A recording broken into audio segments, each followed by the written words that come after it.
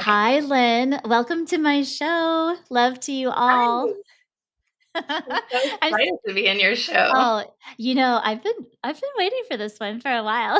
I Trying to know. make Me this happen. too. Yes, no, thank you so much for being here. We've got a lot to cover. Hmm. You ready? Yes, Okay. Okay, so let's just start with you introducing yourself. well, I'm Lynn McCracken, and I am a therapist, licensed professional counselor, licensed marriage and family therapist.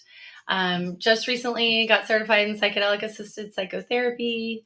I do ketamine assisted therapy and have been doing that for a couple of years. And Mhm. I am in the middle of trying to kind of expand into doing more groups and really helping people to connect on a community level. I've been doing ketamine groups with other therapists and training other therapists, Mhm. and just really trying to expand the consciousness, especially here in North Texas, where things can be, people are a little bit more conservative and cautious than they are in California, where I grew up. I And forget so, that about you, that you grew up there. Yeah, I guess we Texans we're late to the party sometimes. a little bit. Um, and so, but people here are really kind, and I'm actually really seeing that they're a lot more open minded than I had originally thought, because I was a little bit Yeah. afraid to even say that I was doing ketamine assisted therapy, or that I was in a psychedelic assisted therapy program. So a lot of my Right. referrals come from churches, and so there was, and also I have a lot of colleagues from the addiction world, that you know some of them are kind of like, what, you're doing what? Which Right. it turns out it actually helps with addiction. But there's just not a lot of knowledge out there. And so I'm really trying to work on helping shift the paradigm of mental health and trying to be a force of change and education and advocacy for um, this this very mind blowing, cutting edge therapy. Yeah. I mean, you're doing it, and I Yeah, I love it. So I should tell the audience, that we've known each other for a while, a and mostly long because we have time. children. I know, it's kind of funny. Our kids are the same ages, more or less, and we were living in the same neighborhood, and so there was, an overlap in our world, right? And that's how I first came to know you, and I learned, like, the very first day I met you that you were a therapist. And so, um, back then in those days, it was more what you were doing was more like traditional talk therapy. Right. But that aside, I like you made this impression on me. And so fast forward to last year, and I'm like, I really want this woman to come down to my beach house and experience this retreat. And also selfishly, I really want to get to know her. And Mm, we had the best time we that did. It week. was so great. Crazy. But you informed me that you had made this massive shift and Mhm. that you were, like you said, wanted to shift the paradigm.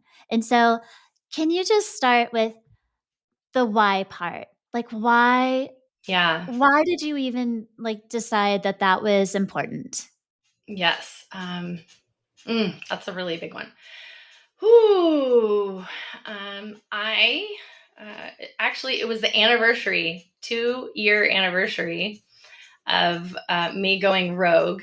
Was actually just a couple of weeks ago during my final psilocybin practicum. So it was this very amazing, full circle moment. Um, I found myself, so during COVID, I like to make jokes about this because I'm a 7 on the Enneagram. I like to make things lighter. So bear with me if I start telling jokes about things that seem really heavy. So back in 2020, actually, I think it's important to mention, because when I was getting ready, I thought, did I tell you this? I don't know if I actually told you this, but I want to tell you in front of other people. Okay, In good. 2020, Catherine decided to go out of her comfort zone and to go on Facebook Live. You You're right. did. I do, yes, I did. And it was a lifeline to me. Did I tell you this when we were No, together? dang it, Okay. don't make me cry. Okay, I did Oh, not I'm know sorry. that. It was a lifeline to me because, now I'm gonna cry too. It was a lifeline to me because I was actually, like, sleeping in a separate room from my husband because we were, like, separated. We Mhm, had gone to counseling and the therapist had recommended that we, just do it like that to kind of transition, figure out what we're doing. And so it was just a really, really hard time in my life. And I'm mhm. sleeping in a twin bed in the guest room slash Right. office slash where I did my music stuff. And Mhm. like I think it was 7 a.m. that you would come on, or 7:30 or something. Yeah, And we would wear my PJs. oh, it was so beautiful. And I was like, oh my gosh, there is another human being in my neighborhood that I know that is on the same wavelength, like consciousness wise, Yeah. that I could actually talk to about real things and the things that I was going through.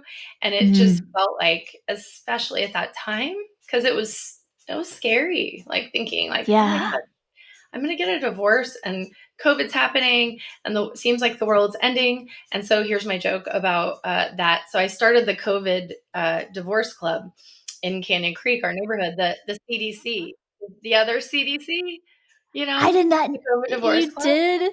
Yeah, because then several other people got divorces, and then I was somehow blamed. There was also a rumor that I was a lesbian, which I thought was really hilarious.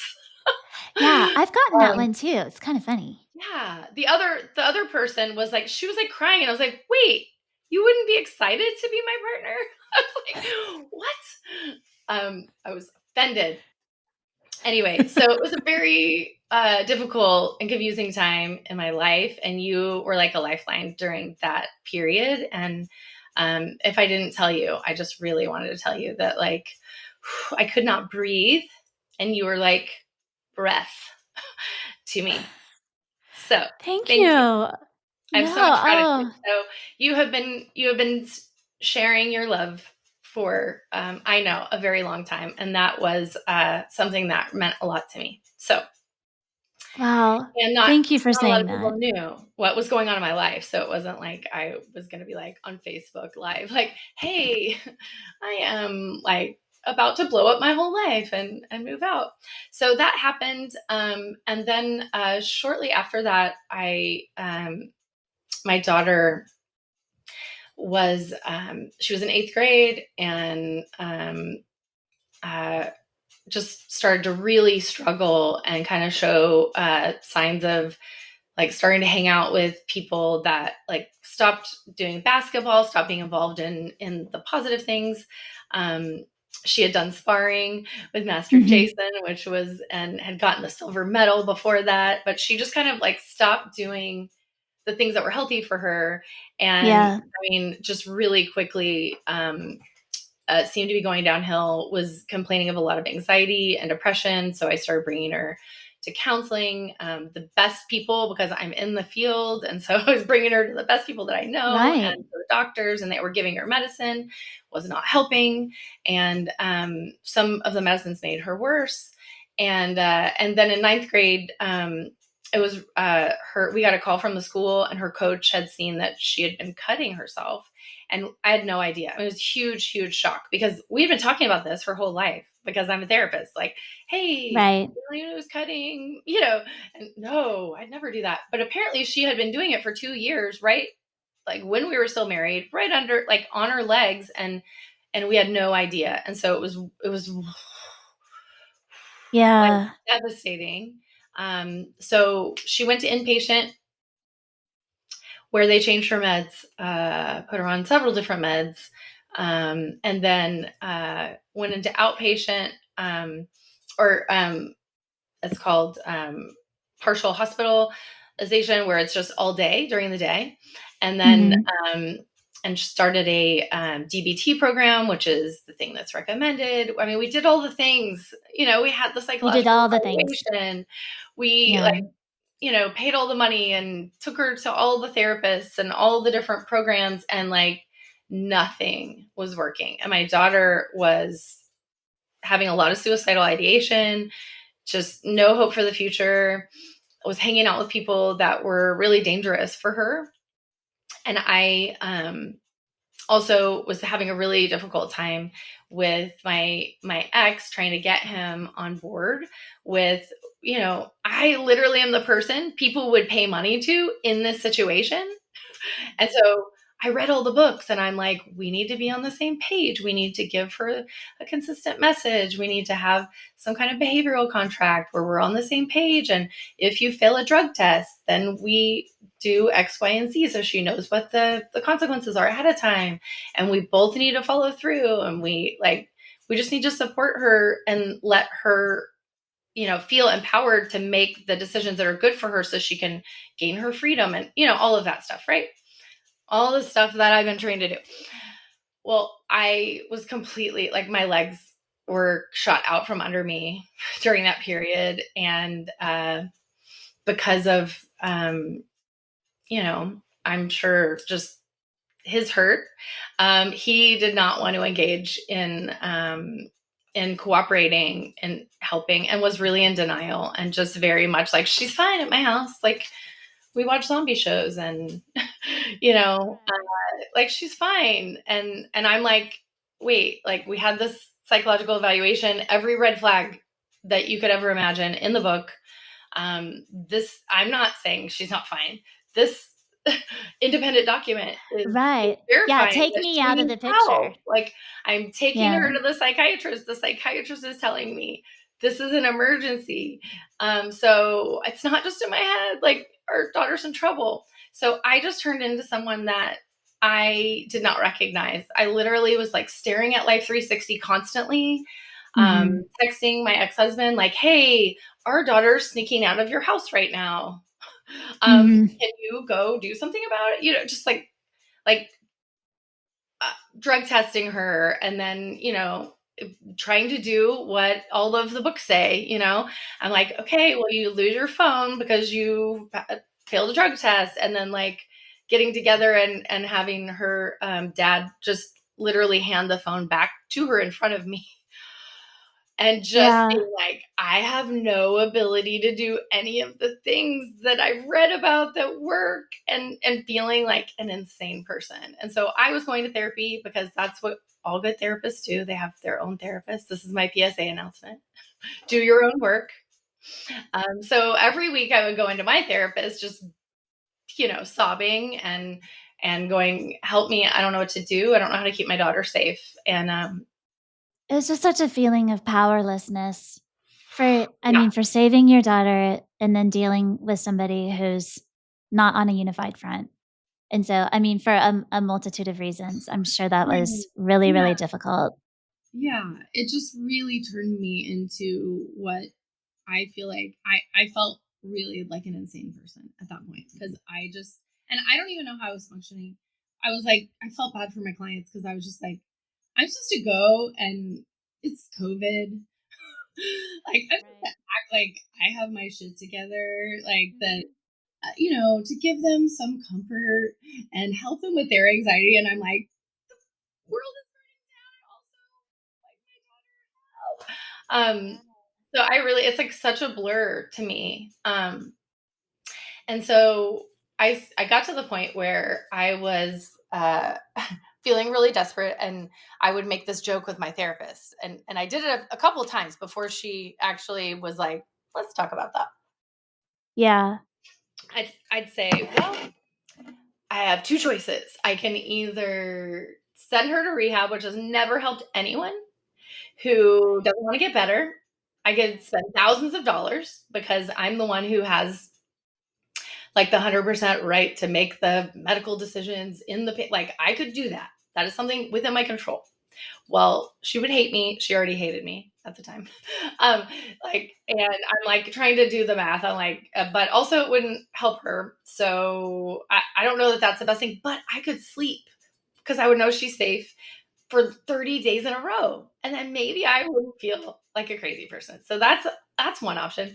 And then I was like, shortly after I found out that she had done LSD with her friends at her dad's house, I said, or I could just totally lean into the psychedelic thing because that would shock her. Like I could be like, hey, let's try psychedelic therapy. You're already doing LSD with your friends at your dad's. Let me teach you how to do it in a way that is therapeutic, right? Sure. And Intentional.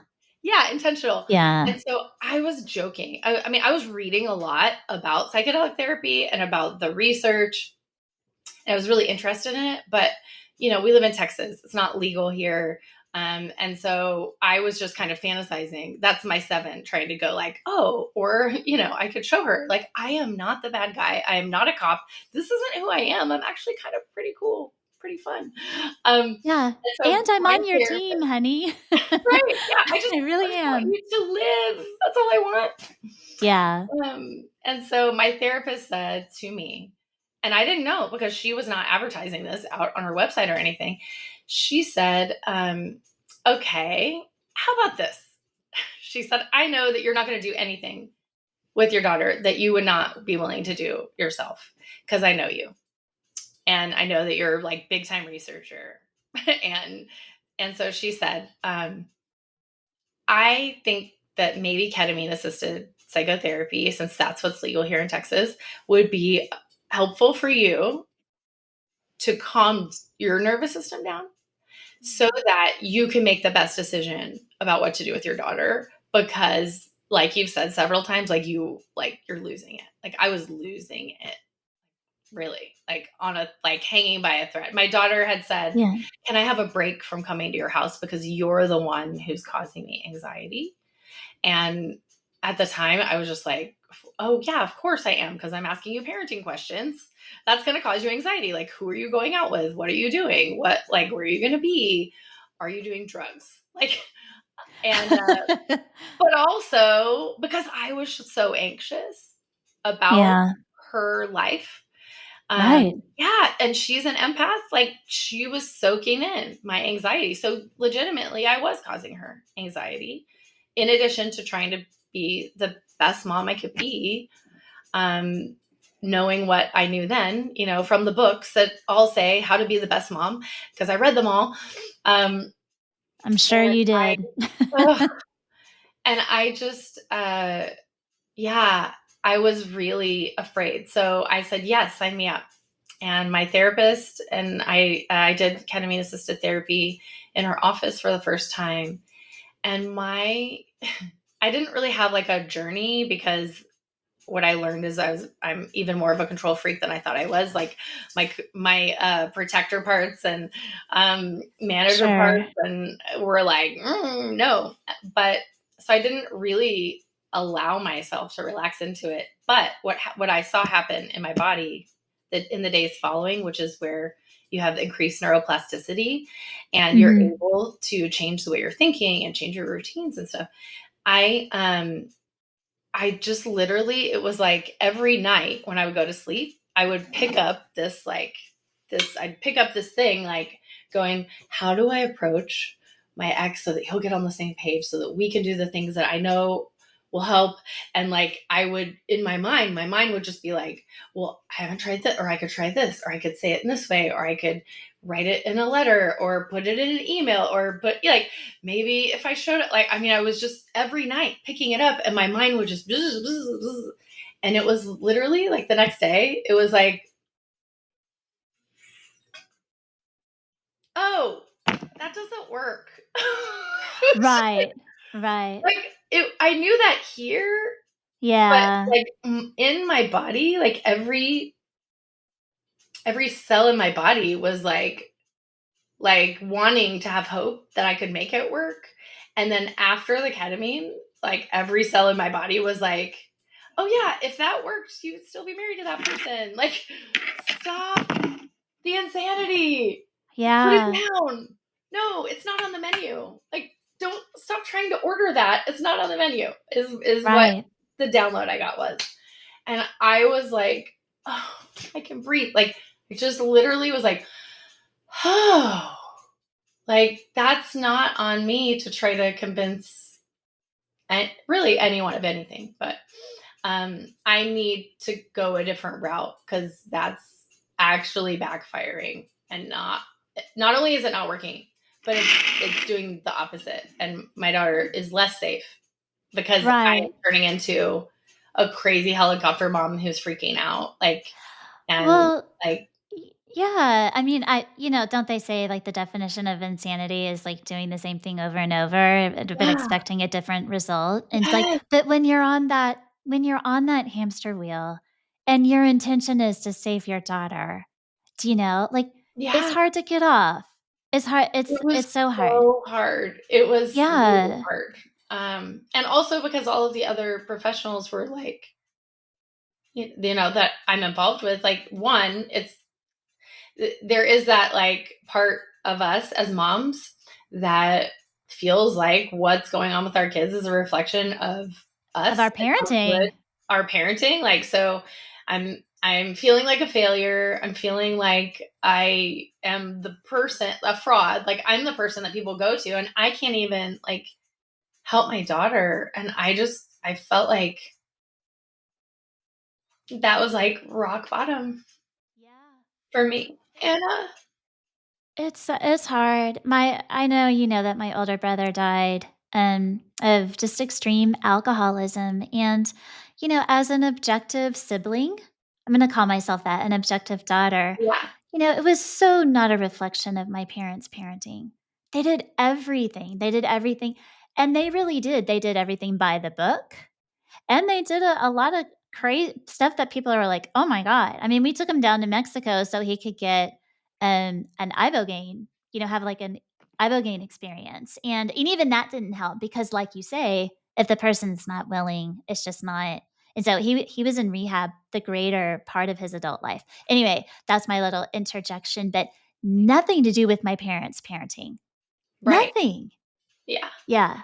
And so I'm Yeah. glad I'm glad that that experience at least helped you because using your own words, like, you were feeling insane, like, you Yeah, were going I insane. was, for sure, And and then I was yeah, having to go be a therapist to people who were struggling, and I was like, like, oh "This my god. feels insane." Like, it feels insane to feel insane, and then to have to be the sane one in the room, and to play this role of, like, wise, um, Right. trained, lots of letters after my name therapist Yeah. who is literally like questioning everything I ever learned and thought I knew, and feeling like this is all BS. Like, I don't even believe my own BS anymore. Like, you're paying me money to come talk to me, and like I don't even know if I believe it because it doesn't work. Like, just feeling really, really like, and also, what am I going to do? Like, wait tables the rest of my life? It's the only thing I ever I did besides being a therapist. So, right. Well, and so for the people who don't know what ketamine is, can you explain it just in a nutshell? yeah, ketamine is it's under the umbrella of psychedelic assisted therapy, though it's not a Okay. traditional psychedelic. It's actually a disassociative, and it it's a very safe medicine that's been Mhm. used. It is not a horse tranquilizer, which is what a lot of people remember it being called after it was, regulated. The reason why it has that reputation is that apparently people, when they started using it in clubs and stuff like that, um, and then they made it illegal. The best way to be able to get it was they were breaking into veterinarian The offices because they were vets. the easiest, and stealing it. So that's why they're like, a horse? You're using a horse tranquilizer? They actually used it on the battlefields in Vietnam, because it's that safe to do surgery out on the battlefield. With They use it every day in hospitals. It is one of the safest medications to help people um, basically to be in a state where your nervous system isn't like um, on board, and you're not. I mean, it takes your defenses down, um, Mhm. and so that's why it is so helpful in therapy, because those, the manager parts, the protector parts, the firefighters are often in the way of you being able to really be connected to your self energy, your essence. And so it helps, all psychedelic medicines, really what they're showing in the medical field finally, is through the fMRI, that the part of the brain that gets kind of like muted is they call it the default mode network, which is your personality. So it's that part of your brain that's narrating everything, that's like, I don't like this, I like this, I'm hot, I'm cold, I don't, that's your personality. And so it gives you an experience in your body where your personality isn't what has taken over and limits everything that you think, feel, and do. Yeah. So, and then it lights up all of these other parts of your brain, and your brain actually looks like it did before your personality really took hold. Really So took over. you can learn languages and stuff like that. Like before you're 5, you can absorb it a lot quicker, because all of these other parts of your brain are lit up that, as adults, are not as lit up, because everything goes through this default mode network and limits. It's a limiter. It limits what we take in, and it brings it through this filter of everything that we've experienced in our past, and our personality, and the core fears, and the way that we see the world. And so, that's why it works in such, it's like talk therapy works. Now that I do ketamine assisted therapy, this is how I look at it. Like, we can get in a horse and carriage, and we can get from Texas to California, whatever, wherever you want to go, New Right. York. Um, it's going to be hot, and it's going to be bumpy and bloody, and people might die on the way there. It's going to take a while, or we could take a rocket ship. And so Right. this medicine enables us to just get there faster, because the goal is to get out of your own way. And your personality under stress goes into autopilot, and all of the things, you have gifts in your personality, but you also have this shadow side. Like, you go into the shadow of too much of your personality. And that's what happened, is I went into, if you look at it from an Enneagram perspective, I went to my stress number, which is 1, the perfectionist. And so Yes. I went from having fun and avoiding pain, which is the 7, to like the perfectionist that wants to do it the right way, but I can't do it the right way. And it was like this loop that was just like, meh. Yeah, And you're just on so, a loop. yeah, when we're stressed, that's what happens. That's And what we do. Yeah. that's what all of us do. And we all have the capacity to have our own crazy, but if we don't really know what that looks like, then it's hard to make a U-turn. Well, I have not personally done a ketamine assisted, journey, but when I've listened to other people describe it to me and, like, how it helped them, it sounds like, every time I conclude, it's like, "Oh, they got off the loop." Like, they broke the loop or they interrupted the loop. And so Yes. it's so that okay, so you did that first, So I did and that first. then and And then then I looked for everyone. I talked to my uh, daughter's psychiatrist first, who I adored, and I explained to him what happened with me, and I said, "Can you prescribe ketamine assisted therapy?" Obviously, like, she can't go to my therapist, but like, I would have her find someone that does that. And he was like, at the time, he actually since is does provide this now, which is kind of great. But 2 years ago, he's like, I don't know much about it. I don't feel comfortable because I don't know much about it, prescribing it. And also, she's under 18, and there's not a lot of research for kids under 18.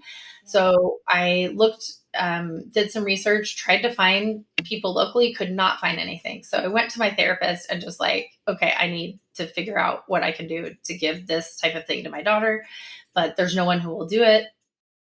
And she said, Well, she said, I know someone who does underground ceremonies.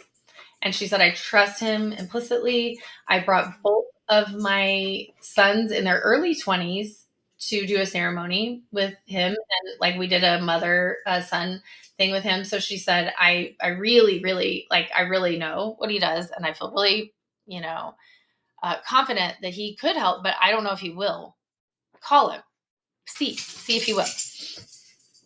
And he's in Santa Fe, New Mexico. So, and he doesn't have a cell phone. He only has a landline. I mean, he's literally off the grid. He's He off doesn't the have a grid. website. There's no Yeah. website. There's no Yelp reviews. There's Right, right. And so she says call him and see what he says. So I called him and he said, well, it's funny that you're asking this right now, but also that's that's life. That's how it happens, right? He said, I normally would have said no. If you would have called 6 months ago, I would have said no, don't do this unless people are 18 and above. It's too dangerous, like for me, underground. And he said, but he said his son, this doctor, older guy who's been doing this for 40 years, he said, my son's best friend from childhood has a teenage daughter that has almost to a T the way you describe what's going on with your daughter. I mean, everything sounds exactly the same. And he said, so he called me in desperation, and he had just taken his daughter to one of those wilderness programs Yeah. that cost Yeah. thousands of dollars, and it didn't work. And so he called uh, this doctor and said, "Would you be willing to like help us?" And so he's like, of course. I mean, this kid's like, he's like an adopted son of mine. Like I've known him his whole life and I would do anything for you. And so he said, literally, they just left like a month ago. They came and spent like, I think a whole month with him. And he said, but before you make your decision, he said, why don't you call the dad? Because he could tell I was really nervous about it. And I've been doing all this Yeah. research because that's what I do. And I like signed up for a 3-day training to learn about all the different psychedelics and all this before I even called him because I was just like, and it sounds like you're a little nervous. So why don't you call the dad, call and see if the daughter will talk to you? Because he said she went back to school and she ended up doing a presentation at her school for like the students explaining this transformation that she had. And this kid who was like in juvie, like was really like not attending school, like truant, and all of a sudden she's going to school and like making a presentation and wanting to share with her fellow students what she experienced. And so he said, I'm pretty sure she'd be willing to talk to you. So why don't you do that first and then call me back? So I talked to the dad for like 2 hours on the phone. And then he asked his daughter if she would talk to me. She's like, yes. She got on the phone and she told me all, like, she was so amazing. And she was like, do this. This could save your daughter's life. She was like on and on and on. They also do this thing called Hellinger family constellation work. And this, the doctor who does the ceremonies works with this other doctor. And they do this group work, this processing that is really, I think I heard you say on one of your episodes, like woo woo, but we don't use woo, like, we don't love that word woo woo. Right. But for some, it could seem really like out of this world. It's kind of like psychodrama, but also so you choose someone to play different roles in your life, like I had someone play Lily and like Lily's witnessing it and I'm witnessing it. I had someone play me. I had someone play her dad. I had someone play my mom and my dad. And then you energetically place them in the field. They don't know anything about what's going on, which is pretty amazing. Wow. And then Yeah. they just feel through the energy and then they start acting based on what they're feeling. And so this young girl's on the phone with me, and she's telling me about it. She goes, "Well, you definitely have to do that." And she said, "Here's what happened." She's like, "I picked this person to play my mom."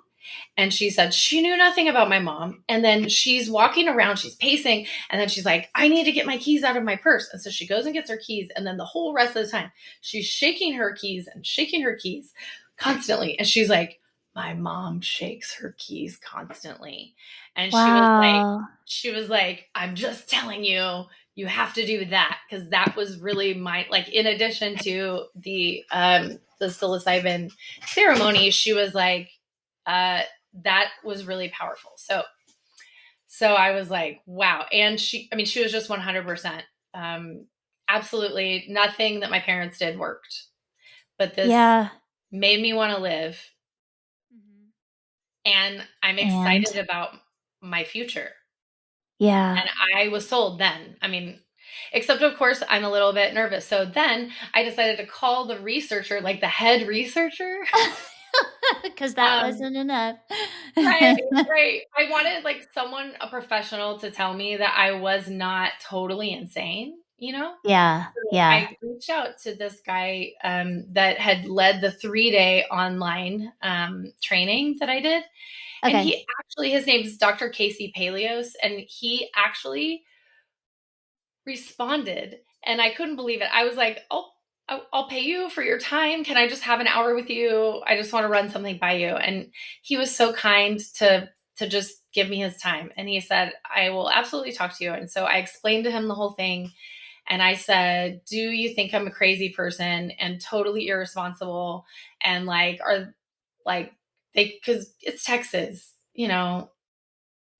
also, women don't have the best, like what I found out in the legal system when I was being sued by my ex is that, like, our court system here, family court, like, they are not pro women, and you have 20 minutes to explain your situation.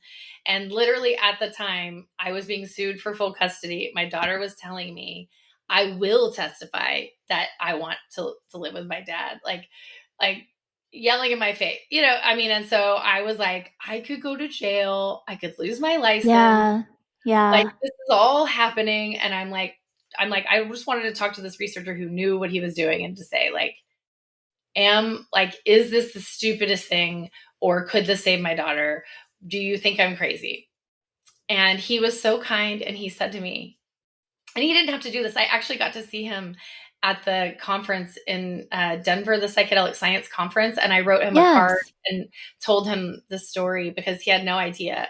He said to me, like, with tears in his eyes, he said, "I got into this 10 years ago because I had a best friend in high school who committed suicide." yeah, And he said, if his mom had been as brave as right, you might still be here. And he right, said, "I absolutely do not think it's crazy." And he said, "I can't guarantee what's gonna happen. Like, obviously, I'm not right, saying that's gonna save your daughter. I'm just saying that if your gut," and this is the thing about psychedelic medicine that I have since learned, but I didn't know then, really. It's all about being able to connect to your inner healing wisdom. And he's like, if your inner healing wisdom as a mom is telling you that you need to do this, then you need to do this. right, yeah. I I just wanna commend you on your bravery because you did on one hand, it's like you've got nothing left to lose because it's almost like you've lost everything. Do Yeah. you know what I mean? Yeah, You're I about I felt like mean, I already lost her. Like, you she was like, she yeah. was you had. She wanted to live with her dad. She was not listening to you. Nothing was working, and she's not getting any better. And so it's obviously not going the way that you want, right? Mhm. And but you have so much to lose just in the way that we're conditioned, Right. right? You had everything to lose, but you did it. You did it. And so and I'm Yeah. so grateful because a lot of us would just continue to stay stuck in this paradigm, So going back to what you said at the very Right. beginning, like you want to Yeah. be this agent of change and shift the Right. paradigm. We'd still be trying to swim upstream with this paradigm that we intuitively know isn't working, but Right. everyone around us is telling us this is the way to do it. Until Right. now. Until Right. until Finally. now. Yeah. Yeah. And so thank you. It's Well, it's not I'm even really commiserate to what grateful. you've done to say thank you. I mean, I'm it's really, not really enough. grateful that my gamble did not, result in, you know, A a different a outcome. Yeah. totally big disaster. I I actually ended up calling my parents too and telling them what I was doing. And my stepdad, who had lost his house in 82 years old, had lost his house 5 years before that in the Woolsey fire in California, and he Yeah. had not. He was actually stuck behind a burning gate, and Oh, like it was very, very, very traumatic. But he, of course, his generation doesn't go to therapy, right? He right. said, I've never done mushrooms and I've always wanted to try. And so I actually brought my 82-year-old stepdad also because my daughter adored him. And I thought, oh my gosh, this will make it so much easier. You can get help, she can get help, and I can actually maybe get her on an airplane if I'm like, so I actually, and the doctor told me to be very vague when I Yeah. planned this. He said, I want you to come for a minimum of 10 days. And I was like, whoa, how am I going to pull this off? Like, talk her into it, even. She's a teenager who doesn't want to have anything to do with me, to be trapped for 10 days with me. So, luckily, my stepdad was like, I want to go.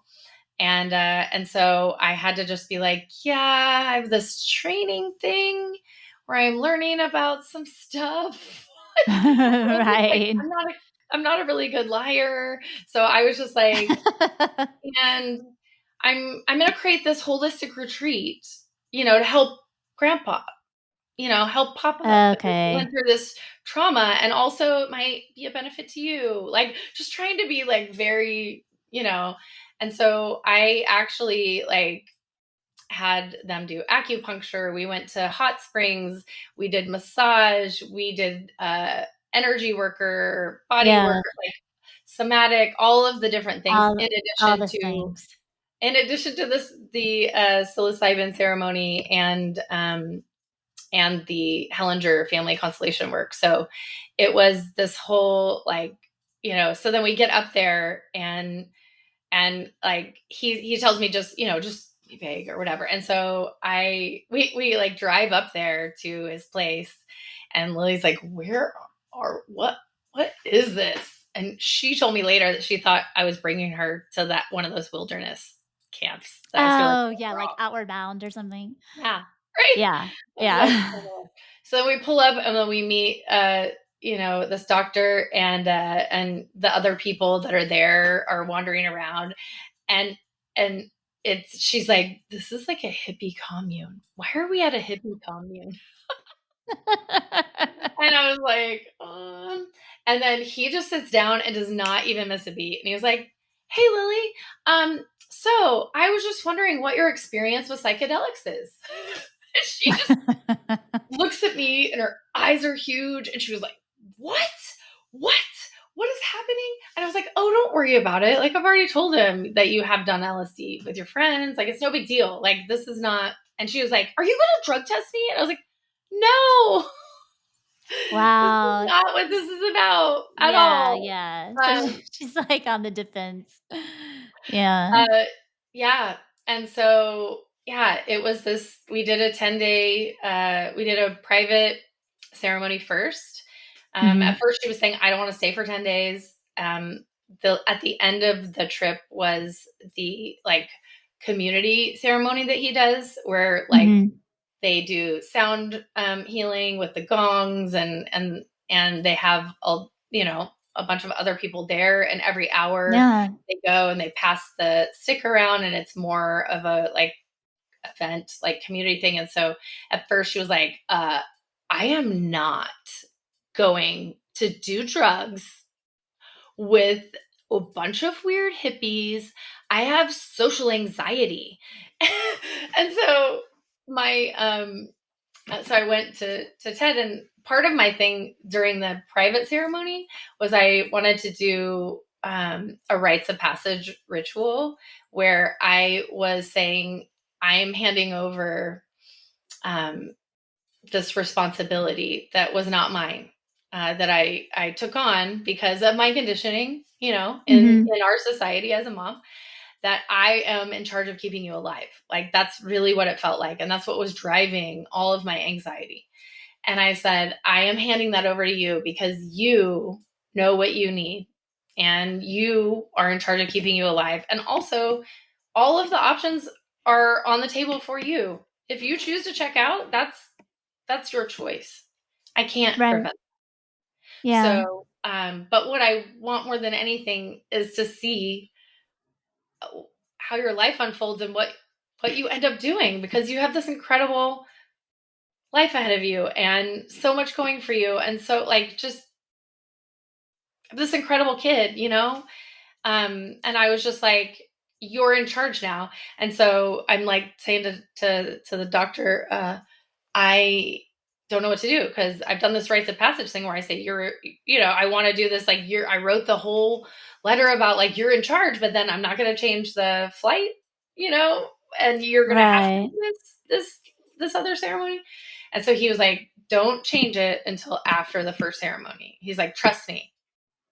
He's like, just Yeah. wait until the next day, see how she feels, and then if she still wants to go home and doesn't want to be there, then you can change it. He goes, but I can almost guarantee you she will stay for the last one.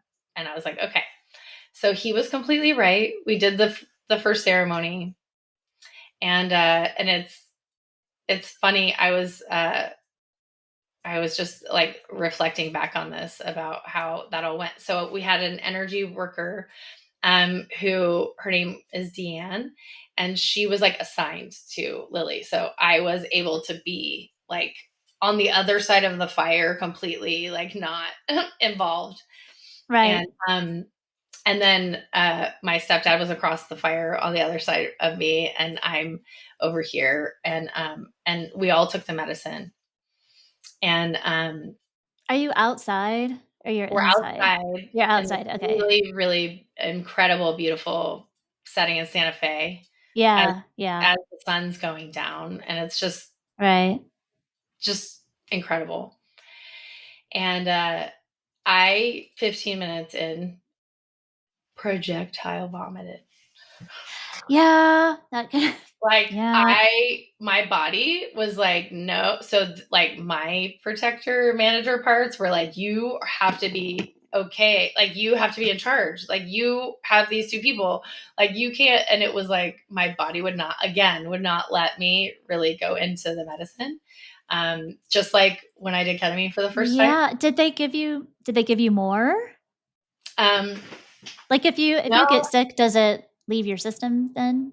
Or well, there was still some in my system, but okay. I just ended up really, I mean, not as much. It hadn't completely absorbed, um, but I ended up really kind of like just in the bathroom, like away from the situation. Right. But Yeah. it was actually what needed to happen. So, Right. um, and then Which the is next usually how day. those things go, right? Like, what Right. I happens. hated that. Like, Right, not right. fun. But so the next day, I had already looked up flights because my daughter, when she gets something in her head, is like usually very like not changing my mind.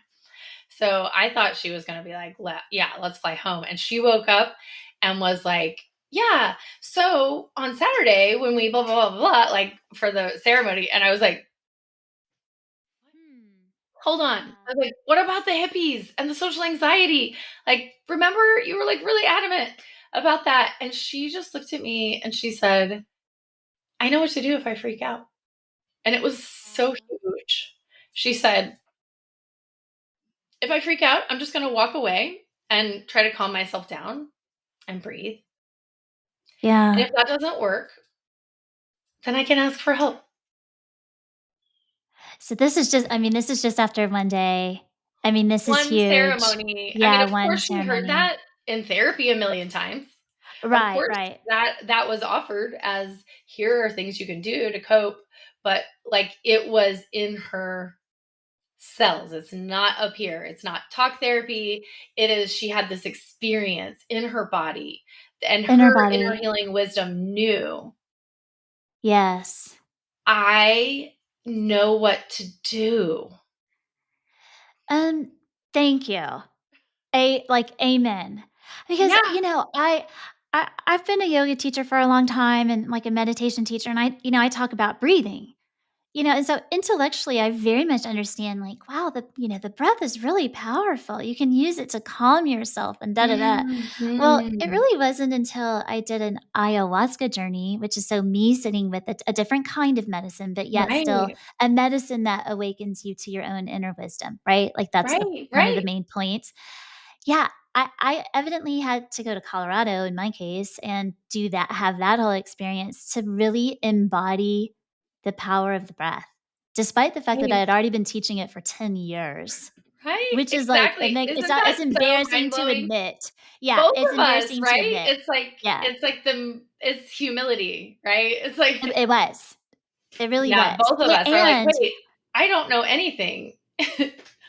Pretty much, like, Right. despite a lot of study, because 'cause I'm kind of a researcher and a Me learner too. myself, Yeah. that I I love that, and this is what I really hope people hear, that your healing is so like, you are your medicine. You're the Right. solution. You're the expert of you and the only Yeah. expert of you. It's you've been with you the longest. You've put in way more Right? hours than any of the therapists. Yeah. Right. Well, okay, and so how's she doing now? So, I mean, I'm Okay. So first of all, I want to say that during so then she stayed for the second ceremony, and the yeah. second ceremony actually was, the doctor said, "I'm thinking that and this was a very last minute thing. He said, "I'm thinking that instead of psilocybin, we should, try MDMA." He Okay. said, "I think that this would be, the best thing just after getting to know Lily and working on her." And, he did a lot of like the body work stuff too. And, Mhm. and he said, "I think that's the best move." And so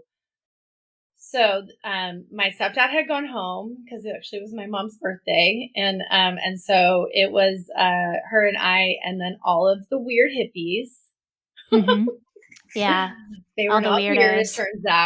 turns out. Right. Um, and my daughter, um, like when it was her turn, the very first go around when they pass the stick, you can say something or you can pass or you can sing or dance or do whatever to express yourself. And I was nervous as it was coming towards her, wanting to like go over and be like, "You can pass if you want," because of her social anxiety. It's like I was used to Protecting her and yeah. protecting her, but also her dad had a lot of social anxiety too. And so it was like that same thing, like, "Oh no, like I need to somehow intervene to like," but I was like, "Nope, nope, not doing it. I'm over here on the other side of the fire. I'm giving her space." And my daughter, I have a picture and it's like the most beautiful thing. She stood up with that stick, heart open, her whole being, like just open and confident. And Mhm. she was glowing and she said, "I am so grateful. I want to thank," and then she went on to thank everyone except except the one who paid thousands of dollars and risked her. Which I is fine. know. Which is fine. It's That's fine. right. That's fine. It's Totally fine. fine. Someday, maybe. But she was like, "I want to thank Dr. So." I'm trying to protect him and not say his name. And I want to thank the guy who we ended up having a relationship with, who brought the MDMA. And then the young girl who I had chosen to play her during my Hellender family constellation work. She Yes. actually was sitting right next to her, and Lily was like allowing her to like put her arm around her and stuff, and like she just was like, "I feel so much love," and she said, and my body doesn't feel like it's in pain for the first time in 2 years. Dang. Yeah. Wow. So And you could and exhale too. it was just, yeah, like, it was just Yeah. like, "Oh my god, this is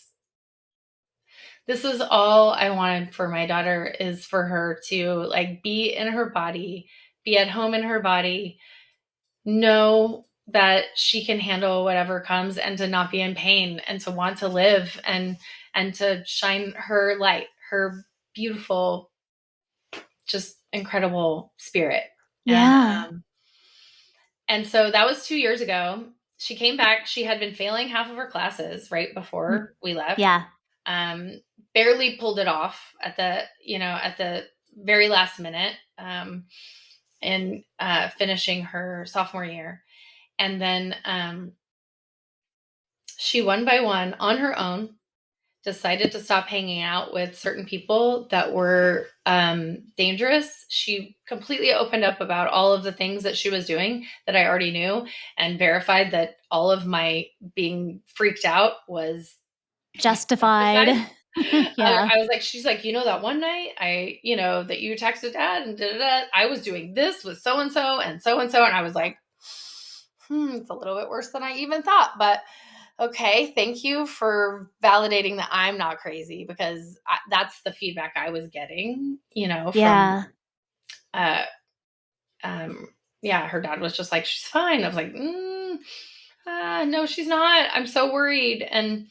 And so, and then, so she ended up having a really healthy relationship, with this really lovely, just sweet girl that just happened to live right down the street from me, which was a beautiful coincidence. So I got to spend more time with her, and she came to my 50th birthday party last year Yeah. and sang with me a song that I wrote, called "My Firefly," that I wrote when she was really young. And she was like, I was like, "You know the words to my song?" And she was like, "You sing this to me every night, tucking me in. Of course I know the words." And her girlfriend Oh. had encouraged her to go up there and sing with me. And she went up and sang. And I was like, "This is the biggest gift you could ever, ever, ever give me. You don't need to buy me any birthday presents ever again." And it was so beautiful. And then she just graduated with all A's. Yeah. I mean, And it's she such like a and she remarkable has turnaround. all of these different things that she wants to do, and wants to be an electrician. Um Yeah. and I mean, it's not like she doesn't have any anxiety at all, but she Right. completely weaned off all of her psychotropic medications. Yep. She recovered her creativity. She was Mhm. super creative, and then all those medicines had totally dulled out her ability to connect with that essential part of herself, Right. and started doing art again. And I just, yeah, I'm just so grateful. It's it's such a beautiful story. I really appreciate you taking the time to tell it because, I think when people hear this, they're really first of all, it's gonna, maybe alleviate some of their anxieties about Hmm. trying something that they would call alternative or woo-woo or whatever, Right. unorthodox, unconventional, like, whatever it is. Right. Yeah. Um, and, really, really have a shot. Like, really Yeah. have a And shot it's at, like, true change, like, sustained absolutely, change. Yeah. yeah. And again, it's not like a miracle cure or anything. I don't want to give anyone the impression that it's like you take this medicine and then all of a sudden everything's better. It really requires having, like, there was a lot of support around her. Right. The energy worker, Deanne, afterwards, worked with her, online weekly after that. I went through a 6 month energy work training program with her to try to help change my energy, because I really didn't want her picking up on my anxiety anymore. I Right. did not want to be contributing to that. Yeah. Um, and the funny other full circle thing about that, is when we first started talking, you talked about how you invited me to your retreat. Yes.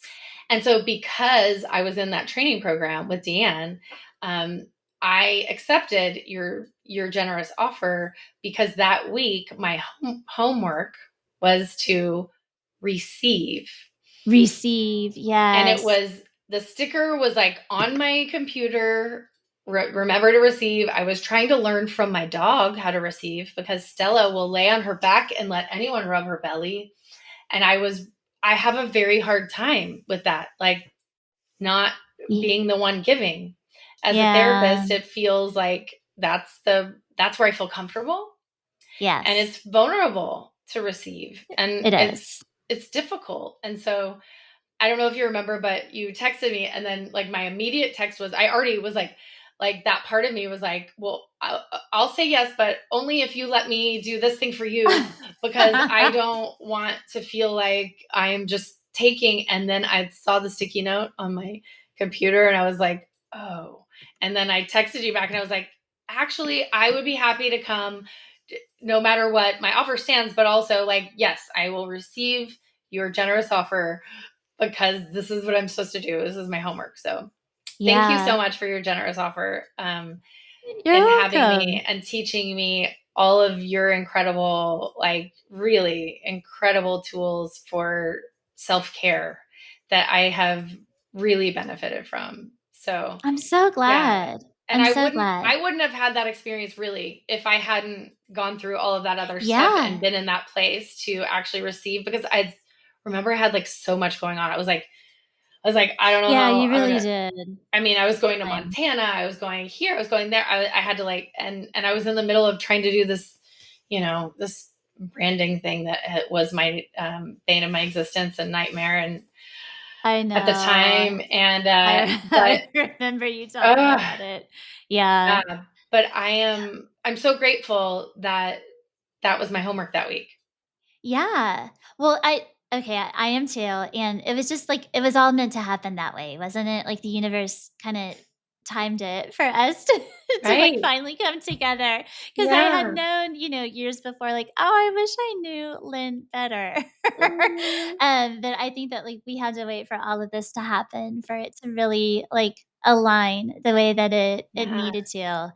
But I do wanna acknowledge that you can't just go take this medicine and expect it all to be fixed. Like, Right.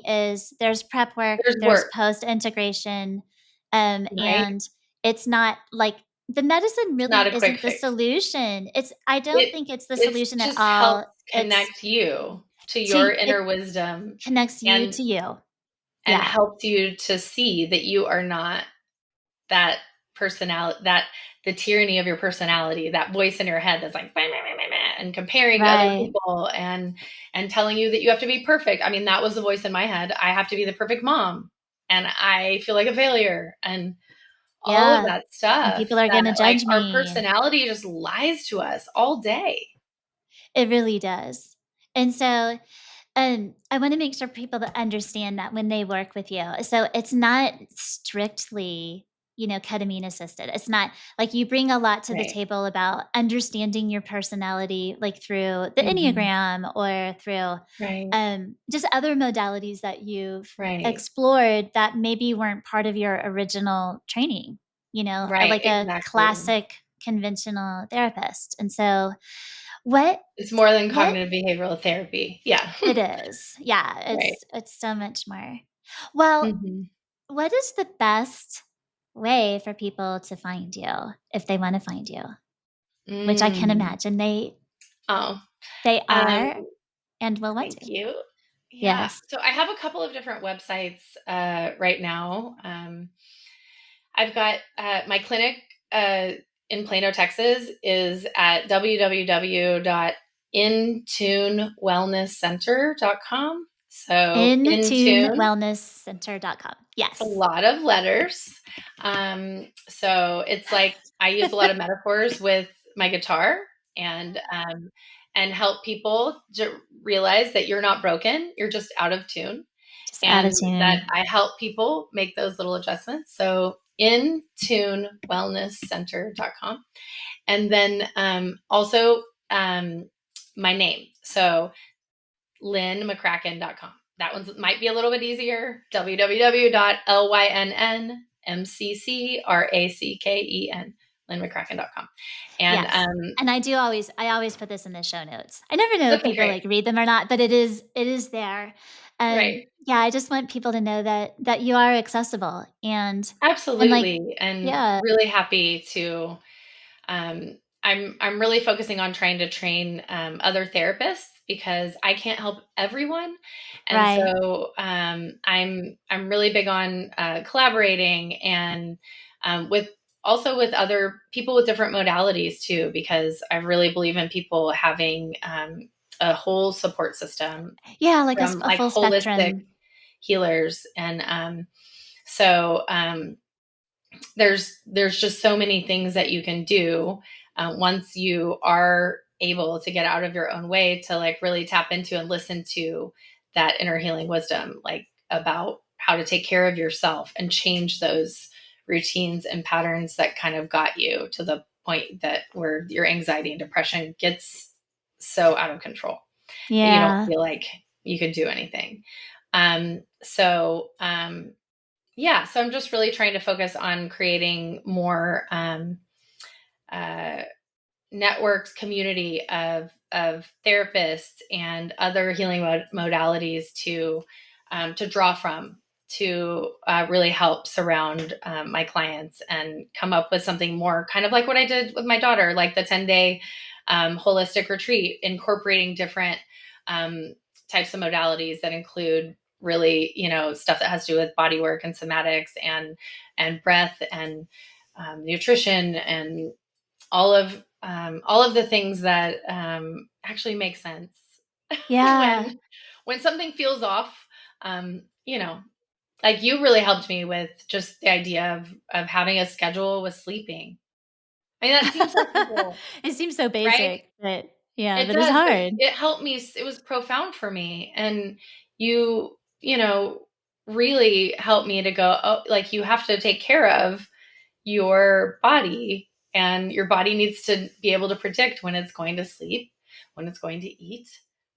Like that was Yeah. huge for me, what you Yeah. shared with me. So yeah, so I'm I like glad to to hear that. work with Yeah.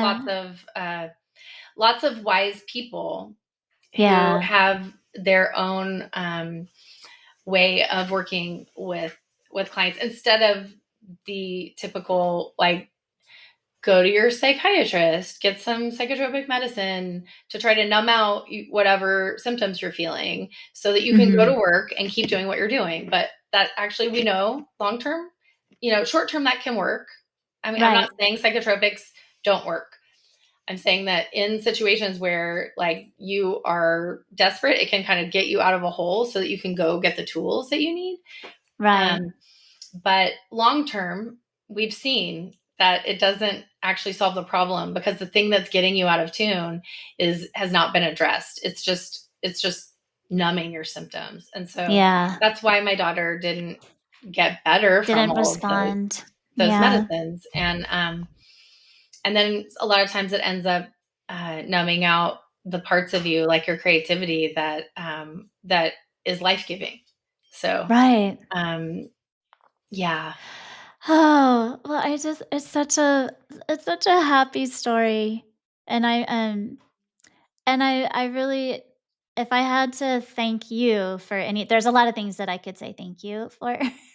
Um, I'll make a list. I'll give it to you one day. How about that, Lynn?